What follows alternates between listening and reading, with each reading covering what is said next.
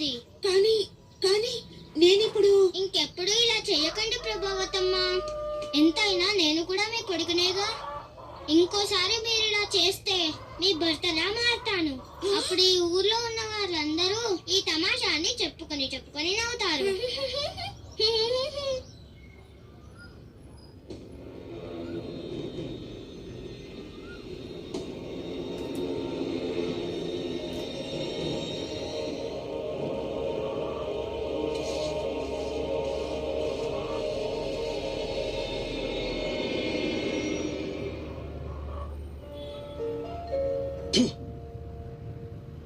రాజుకు తీసుకొచ్చి ఇవ్వాల్సిన ఆహారం ఇదేనా?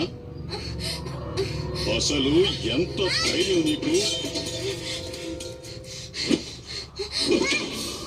నువ్వు ఎక్కడ ఉన్నా ఇంకా ఎంత కాలం నన్ను ఇలా బాధ పెడతావు మరణదేవ?